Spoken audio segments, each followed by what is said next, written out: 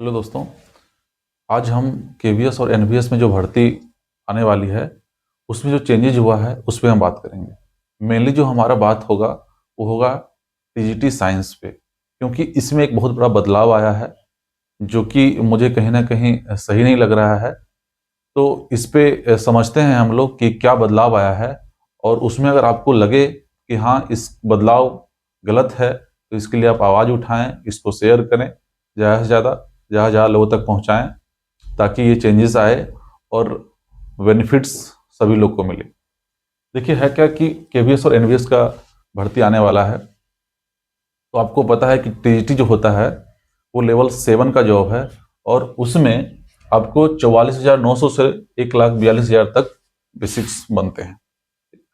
उसके अलावा जो सारा क्राइटेरिया है, एज क्राइटेरिया वगैरह, वो हमने एक अलग से वीडियो में बताया हुआ है पहले से, तो उसको आप वहाँ देख सकते हैं। लेकिन आज जो हमारा डिस्कस करने का टॉपिक है वो ये है कि टीजीटी साइंस में जो क्राइटेरिया होना चाहिए उसमें बहुत बड़ा बदलाव किया गया है एनबीएस के द्वारा भी और केवीएस के द्वारा भी। तो आइए समझते हैं कि क्या बदलाव है।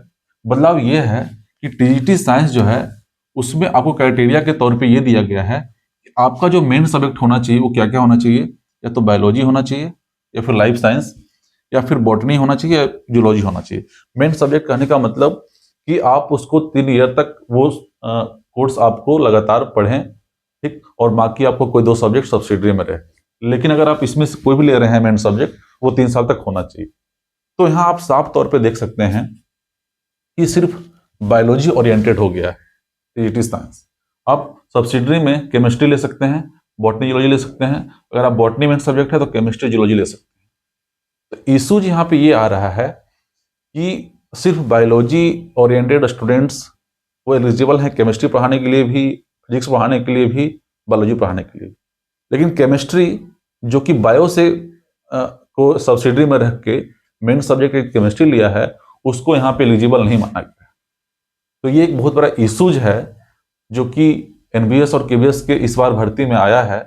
तो इस पे आवाज उठाने की हम लोगों को जरूरत है, क्योंकि अगर केमिस्ट्री का बंदा है तो उसको फिजिकल केमिस्ट्री भी पढ़ता है तो कहीं ना कहीं फिजिक्स रिलेटेड है। अगर साइंस देखा जाए टीजीटी साइंस, तो वहां पे तीनों चीज की जरूरत है। यहाँ पे आपको तीनों को एलिजिबल मानना चाहिए, फिजिक्स वाले को भी, केमिस्ट्री वाले को भी। Physics as a main source, main subject जो अगर है, और उसके साथ वो अगर केमिस्ट्री ले रहा है या फिर कोई और सब्जेक्ट ले रहा है सब्सिडरी में, तो उसको भी मौका मिलना चाहिए। और उसके अलावा जूलॉजी और केमिस्ट्री वाले को मौका मिलना चाहिए।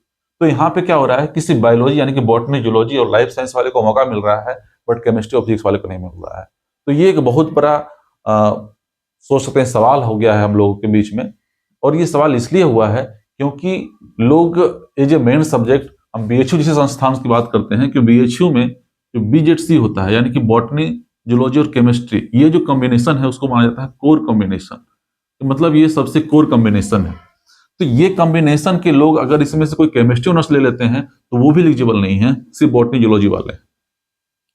तो ये कहीं ना कहीं एक बहुत बड़ा सवाल खड़ा करता है कि ये एनबीएस और केवीएस ने ऐसा क्यों किया, क्योंकि आज तक ये ट्रेंड चलता आ रहा था कि ये केमिस्ट्री वाले भी एलिजिबल होंगे। तो वो ट्रेंड के हिसाब से लोग अपने आप को तैयार करते हैं। कई सालों का मेहनत होता है, उसके बाद लोग बीएड करते हैं। हालांकि आपने फिजिक्स को बहुत पहले से हटाया हुआ है तो वो बातें समझी जा सकती है। हालांकि फिजिक्स को इंक्लूड करनी चाहिए, लेकिन आपने पहले से हटाया है तो वो क्लियर है, उनका माइंडसेट क्लियर है, वो तैयारी भी उसी हिसाब से करेंगे। लेकिन केमिस्ट्री जो कि सालों से चला आ रहा था, केमिस्ट्री वाले इसमें भाग लेते थे टीजीटी साइंस में, बट आपने इस बार उसको भी बाहर कर दिया। तो आप एक वैलिड रीजन आपको पहले बताना चाहिए था, आपको कई साल पहले ये चीज बताना चाहिए था, तब लोग तैयार होते। क्योंकि कई सालों के मेहनत होते हैं, कई साल के बाद आपका रिक्रूटमेंट आता है, उसमें लोग इंतजार करते हैं, और इंतजार करने के बाद जब ये मिलता है कि वो एलिजिबल नहीं है, तो सोचिए कैसा लगेगा। एक तो आपने बीएड को पहले ही बाहर कर दिया। तो बीएड विथ ग्रेजुएशन और केमिस्ट्री ऑनर्स के साथ जिसने किया है वो कहाँ जाए, वो किस लिए बीएड किए हैं? ना तो 1 to 5 में एलिजिबल हैं, अब तो ना वो 9th-10th में एलिजिबल हैं, तो वो करे तो क्या करें? ये एक क्वेश्चन जो है मैं पूछना चाहूंगा केवीएस और एनबीएस के जो भी काउंसिल हैं उनसे पूछना चाहूंगा, केंद्रीय विद्यालय के संगठन है, नवोदय के जो संगठन है उनसे पूछना चाहूंगा।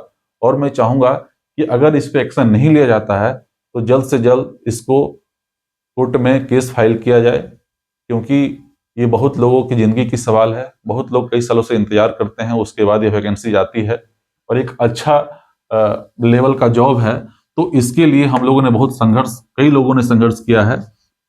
तो हम लोग इसके लिए आवाज उठाएंगे, आप हमारा साथ दें।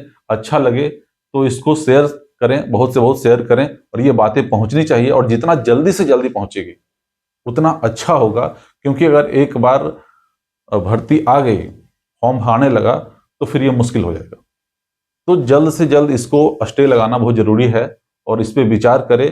कम से कम जो लोग कई सालों से बीजेडसी कॉम्बिनेशन ले रहे हैं, उसके साथ केमिस्ट्री ऑनर्स ले रहे हैं, उनको मौका जरूर मिलना चाहिए। ठीक है, तो अच्छा लगे वीडियो तो शेयर करें और लाइक करें। Thank you.